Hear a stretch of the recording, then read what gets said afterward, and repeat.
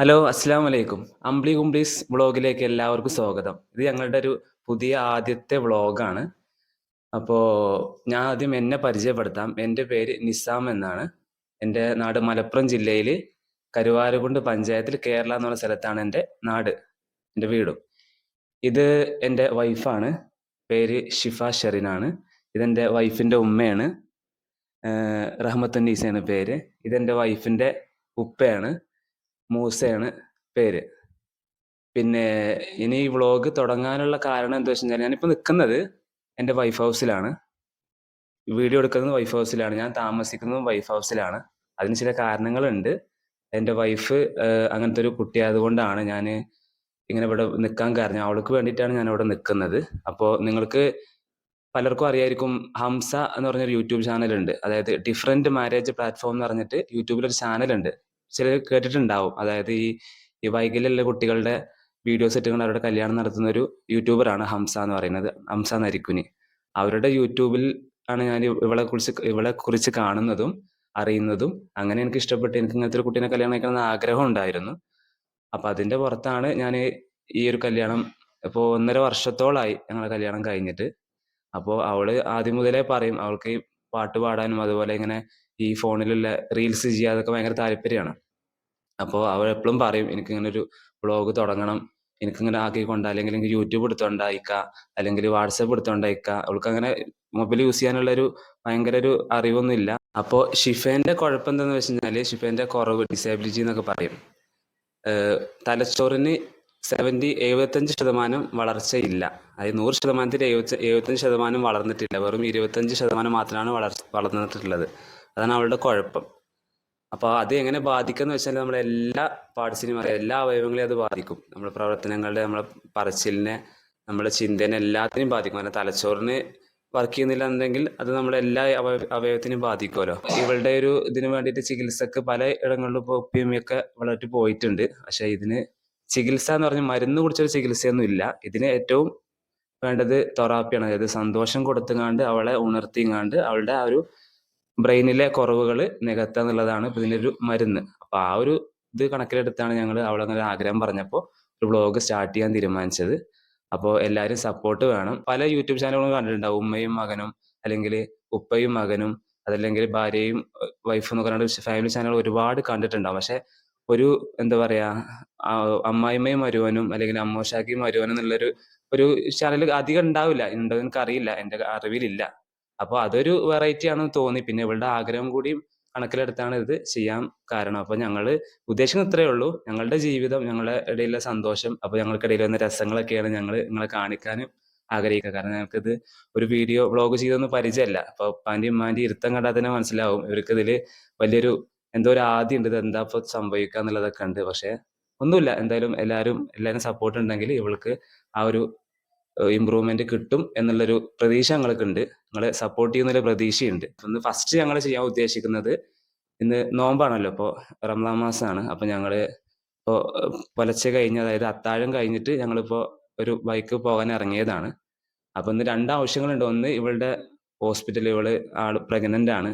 7 മാസം 8 മാസത്തോളമായി പ്രഗ്നൻ്റ് ആണ്. അപ്പോൾ ജസ്റ്റ് അവിടെ സ്കാനിങ് എടുക്കണം, അതായത് ചെക്കപ്പിന് പോകണം. അത് കഴിഞ്ഞിട്ട് ഞങ്ങൾ കോഴിക്കോട് ഇവളുടെ ഏട്ടത്തി ഉണ്ട്, അതായത് ഇവളുടെ മൂത്ത മകള് അവിടെ കോഴിക്കോട് കാപ്പാട്ടിലേക്കാണ് അവർ താമസിക്കുന്നത്. കല്യാണം കഴിഞ്ഞ അവിടെയാണ്, അവളുടെ ഭർത്താവിന്റെ ജോലി ആവശ്യാർത്ഥം അവിടെയാണ് താമസിക്കുന്നത്. അപ്പൊ അവിടെ ഒരു നോമ്പ് തുറന്ന് സംഘടിപ്പിച്ചിട്ടുണ്ട്.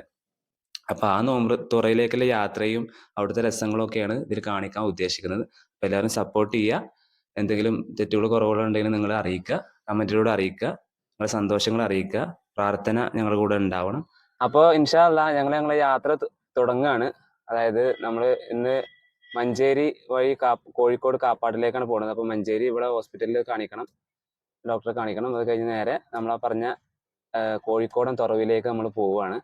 അപ്പോൾ ഇൻഷാ അല്ലാഹ് ഇതിൽ കൂടെ ഒരാളും കൂടി കൂടാനുണ്ട്. നമ്മളെ ഉപ്പാന്റെ ഉമ്മയും കൂടി ഇതിൽ പങ്കെടുക്കാനുണ്ട്. ഹലോ, അപ്പൊ ഞങ്ങള് യാത്ര പുറപ്പെട്ടു.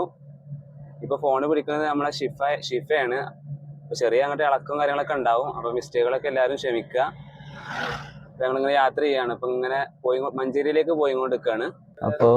ഇപ്പൊ ഇറച്ചിപ്പീടിയിൽ ഇറങ്ങിയതാണ്. നമ്മൾ പറഞ്ഞില്ല നമ്മൾ കോഴിക്കോടത്ത് നോമ്പ് തുറ, അതിലേക്കുള്ള ബീഫ് വാങ്ങാൻ വേണ്ടി ഉപ്പ ഇറങ്ങിയതാണ്. ഹലോ, അപ്പം ഞങ്ങളിങ്ങനെ പോയിക്കൊണ്ട് നിൽക്കുകയാണ്.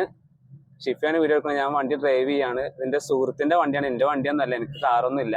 അപ്പോൾ കൂടെ ഷിഫുണ്ട്, ഷിഫൻ്റെ ഉപ്പുണ്ട്, ഉമ്മ ഉണ്ട്, ഷിഫൻ്റെ ഉപ്പാൻ്റെ ഉമ്മ ഉണ്ട്. അപ്പോൾ ഞങ്ങൾ ഒരുമിച്ച് ഇങ്ങനെ പോവാണ്. പിന്നെ എനിക്ക് ഒരു കുടുംബമുണ്ട്, ഞാൻ ഒറ്റയ്ക്കൊന്നുമല്ല, എനിക്കൊരു കുടുംബമുണ്ട്. ഉമ്മ ഉണ്ട്, ഉപ്പ മരിച്ചു പോയതാണ്. പിന്നെ എനിക്ക് ജ്യേഷ്ഠുണ്ട്, പിന്നെ ഒരു ഏട്ടത്തി ഉണ്ട്, അതായത് എനിക്ക് താത്ത ഉണ്ട്. ഇപ്പൊ ഞാൻ ഷിഫന്റെ വീടിന്റെ അവിടെ നിന്ന് ഒരു 5 കിലോമീറ്റർ കഷ്ടി ഉണ്ടാവും എൻ്റെ വീട്ടിലേക്ക്, അത്രേ ഉള്ളൂ. ഷിഫനെ ഒന്നിങ്ങനെ ഉണർത്തിയെടുക്കാൻ വേണ്ടിയിട്ട് ഞാൻ അവളുടെ വീട്ടിൽ നിൽക്കുകയാണ്. അങ്ങനെ ഒരുപാട് കാര്യങ്ങൾ നിങ്ങൾക്ക് പറഞ്ഞു തരാനുണ്ട്. അപ്പൊ ഞങ്ങൾക്ക് ഇത് എങ്ങനെ പറയണം, അങ്ങനെ കൃത്യമായിട്ടൊരു ബ്ലോഗ് ചെയ്ത് പരിചയമൊന്നുമില്ല. പിന്നെ നമ്മൾ ഓരോ വീഡിയോ ഇങ്ങനെ വരുന്തോറും നമ്മളെ കാര്യങ്ങളൊക്കെ റെഡി ആയി വരും ഇൻഷാ അല്ലാഹ്. അപ്പൊ ഞങ്ങളിങ്ങനെ പോയിക്കൊണ്ട് നിൽക്കുകയാണ്. അപ്പൊ മഞ്ചേരിക്ക് പോവുകയാണ്. മഞ്ചേരി മെഡിക്കൽ കോളേജിലാണ് ഇവളെ കാണിക്കുന്നത്. അപ്പൊ അതിനിങ്ങനെ പോവുകയാണ്. അപ്പോൾ നമ്മൾ മഞ്ചേരി ടൗണിലെത്തി. ഇവിടെ നമ്മൾ ഹോസ്പിറ്റലിൽ കയറണം ആദ്യം. പിന്നീട് നമ്മളെ യാത്ര, ഇന്നത്തെ ബ്ലോഗിന്റെ സ്പെഷ്യൽ സംഭവം നമ്മളെ കോഴിക്കോടൻ തുറവിയിലേക്ക് നമ്മൾ പോകുന്നത്. അപ്പൊ അതിലേക്ക് നമ്മൾ ഇവിടുന്ന് ഹോസ്പിറ്റലിൽ കയറിയിട്ടാണ് നമ്മൾ പോവുക. കോഴിക്കോട് കാപ്പാടിലേക്ക് നമ്മൾ പോകും. ഇപ്പൊ നമ്മൾ മഞ്ചേരി ടൗണിലാണ് ഉള്ളത്. നോമ്പായതുകൊണ്ട് തിരക്കൊന്നുമില്ല, ആളൊഴിഞ്ഞ ടൗണാണ്.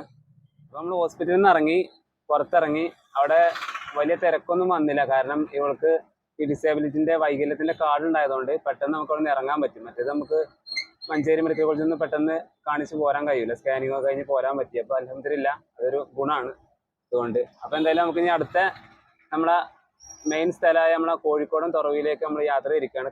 കോഴിക്കോട് കാപ്പാടാണ് തുറവ്, അതായത് ഷിഫന്റെ ഏട്ടത്തി ചേച്ചീൻ്റെ വീട്ടിലെ ഒരു നോമ്പ് തുറയാണ്.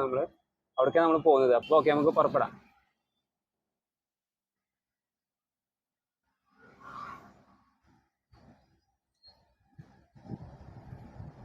മഞ്ചേരി കഴിഞ്ഞ് നമ്മളിപ്പോ രാമനാട്ടുകര കഴിഞ്ഞ് കാപ്പാടേക്കുള്ള ഹൈവേയിൽ കയറി, കണ്ണൂർ ഹൈവേയിൽ കയറി, നമ്മളെ മെയിൻ ഹൈവേയിൽ കയറി ഇങ്ങനെ പോയിക്കൊണ്ടിരിക്കുകയാണ്. ഈ അമ്പിളികുമ്പിളി, നമ്മളെ ബ്ലോഗിന്റെ ചാനലിന്റെ പേര് അമ്പിളികുമ്പിളീസ് എന്നാണ്. ഈ അമ്പിളികുമ്പിളി എന്ന് പറഞ്ഞാൽ അമ്പിളി കുമ്പിളി അതാണ് ഉദ്ദേശിക്കുന്നത്. ഞാൻ ഈ ചെറിയ കുട്ടികളൊക്കെ ഞാൻ അമ്പിളികുമ്പിളി എന്നാണ് വിളിക്കുക. ഞാൻ അങ്ങനെ കുട്ടികളെ കണ്ടാലൊക്കെ വിളിക്കുക, അവരെ ഇതൊക്കെ ചെയ്യുന്നത്. അപ്പോൾ ഞാൻ ഇവളും ഓൾറെഡി കുട്ടികളെ പോലെയാണല്ലോ, ഓള് ഞാൻ അമ്പിളികുമ്പിളി എന്നാണ് വിളിക്കല്. അപ്പം അതുകൊണ്ടാണ് ഞാൻ വ്ളോഗിനും അവൾക്ക് ഇഷ്ടപ്പെട്ട് അവളുടെ ആഗ്രഹത്തിന് ചെയ്യുന്ന വ്ളോഗ് ആയതുകൊണ്ട് ആണ് അമ്പിളികുമ്പിളീസ് വ്ളോഗിനും പേരിടാൻ കാരണം. അപ്പോൾ ഇടയ്ക്ക് ഞാൻ അമ്പിളികുമ്പിളി എന്ന് പറയുന്നത് അവളെക്കുറിച്ചും പിന്നെ ഞാൻ എല്ലാവരെയും അഭിസംബോധന ചെയ്യുന്നതും അങ്ങനെ തന്നെ ആയിരിക്കും. നമ്മളിങ്ങനെ ഹൈവേയിലൂടെ പോയിക്കൊണ്ടിരിക്കുകയാണ്. നമ്മൾ പോയിക്കൊണ്ടിരിക്കുന്ന സമയത്ത് നമ്മൾ ടോൾ പ്ലാസയിൽ എത്തി. അപ്പോൾ ഇത് പുതിയ ഹൈവേ ആണ്, ഇപ്പോൾ ടോൾ പ്ലാസ ഓപ്പൺ ആക്കിയിട്ടുണ്ട്. അപ്പോൾ നമ്മളിപ്പോൾ രാമനാട്ടുകരയിൽ നിന്ന് കാപ്പാട് വരെ, അത് ഏകദേശം ഒരു 10-20 കിലോമീറ്റർ ആ റേഞ്ചിലാണ് ഉണ്ടാവുക നമ്മുടെ ദൂരം. അതിനിപ്പോൾ നമ്മളിവിടെ ടോൾ പ്ലാസയിൽ കൊടുത്തത് 260 റുപ്യാണ് ഒരു കാറിന്. 260 രൂപ അവിടെ നമ്മൾ വൺ സൈഡ് 260 റുപ്യ വാങ്ങുന്നുണ്ട്. ഇത് ഒരുപാട് കൂടുതലായി തോന്നുന്നുണ്ട്, മര്യാദ ഇല്ലാത്ത പരിപാടിയാണ്. എല്ലായിടത്തും ടോൾ പ്ലാസയിൽ ഇത് തന്നെയാണ് അവസ്ഥ. അപ്പോൾ ഞാൻ ഇവിടുത്തെ കോഴിക്കോട് നമ്മളെ രാമനാട്ടുകരയിൽ നിന്ന് കണ്ണൂർ ഭാഗത്തേക്ക് പോകുമ്പോൾ ഹൈവേയിൽ കയറിയാലും ഇത് തന്നെയാണ് അവസ്ഥ. 260 രൂപയാണ് അവർ വൺ സൈഡ് വാങ്ങിച്ചത്. നമ്മൾ തിരിച്ചു പോകണമെങ്കിലും 260 രൂപ നമ്മൾ കൊടുക്കണം. ഹൈവേ കിട്ടിയെന്ന് പറഞ്ഞുകൊണ്ട് നമുക്കൊരു ജനങ്ങൾക്ക്, പാവപ്പെട്ട അല്ലെങ്കിൽ സാധാരണക്കാരായ ജനങ്ങൾക്കൊരു ഉപകാരം എന്നതിനെ പറയാനൊന്നും പറ്റൂല. അപ്പോൾ നമ്മൾ കാപ്പാട് എത്താനായി, നമ്മൾ ഷിഫന്റെ ചേച്ചിന്റെ വീട്ടിലേക്ക് എത്താനായി, താത്താന്റെ വീട്ടിലേക്ക് എത്താനായി. ഇവിടെ നമുക്ക് എന്തൊക്കെ സംഭവങ്ങളില്ലെന്ന് നോക്കാം. ഇപ്പോഴത്തെ ഇന്നത്തെ നോമ്പ് തുറന്റെ ഒരുക്കങ്ങളൊക്കെ നമുക്ക് കാണാം. ഞങ്ങൾ ചെന്നിട്ടാണ് ബിരിയാണി ഉണ്ടാക്കുന്നത്. ബിരിയാണി ഉണ്ടാക്കുന്ന ആളോട് ബാക്കിലുണ്ട്. ആള് ബിരിയാണി ഉണ്ടാക്കുന്നതൊക്കെ നമ്മൾ കാണിച്ചു തരും. ഞങ്ങളെല്ലാവരും കൂടെ കൂടിയിട്ടാണ് ഉണ്ടാക്കുക. അപ്പോൾ അതൊരു രസമായിരിക്കും എന്ന് വിചാരിക്കുന്നു നിങ്ങൾക്ക് കാണാൻ. അപ്പോൾ നമ്മളിവിടെ ഷിഫേൻ്റെ ചേച്ചിൻ്റെ വീട്ടിലെത്തിയിട്ടോ. ഇതിനിടയ്ക്ക് കുറച്ച് വീഡിയോസ് മിസ്സായി. അത് നമ്മുടെ മൈക്കിലെ ചാർജ് തീർന്നു പോയി. അപ്പോൾ അതിൻ്റെ ഇടയിൽ നമുക്ക് ഒന്നും കാണിക്കാൻ പറ്റിയില്ല. എടുത്തിട്ടുണ്ട്, പക്ഷെ അതിലൊന്നും സൗണ്ട് കിട്ടിയിട്ടില്ല. അപ്പോൾ നമ്മൾ ഷിഫേൻ്റെ ചേച്ചിൻ്റെ വീട്ടിലെത്തിയിട്ടുണ്ട്. ഇവിടുത്തെ നോമ്പുതുറ, കോഴിക്കോട് നോമ്പുതുറ വിശേഷങ്ങൾ നമുക്ക് നേരിട്ട് കാണാം. ഇവിടെ ഷിഫിൻ്റെ ചേച്ചിനെ പരിചയപ്പെടാം, അവരുടെ വീട്ടിൽ ആരൊക്കെയുണ്ടെന്ന് പരിചയപ്പെടാം. പിന്നെ നമ്മളിവിടെ ബിരിയാണി ഉണ്ടാക്കുന്നത്, അതുപോലത്തെ നമ്മുടെ ഫുഡ് ഐറ്റംസും കാര്യങ്ങളൊക്കെ നമുക്ക് നേരിട്ട് ഉണ്ടാക്കുന്നതൊക്കെ കാണാം. അപ്പോൾ എല്ലാവരും അകത്തേക്ക് പോയിട്ടുണ്ട്. അതിനിടയ്ക്കുള്ള വീഡിയോസ് എടുക്കാൻ പറ്റിയില്ല. എല്ലാവരും അകത്തുണ്ട്, നമുക്ക് നേരിട്ട് ചെന്നിട്ട് അവരെ കാണാം, പരിചയപ്പെടാം.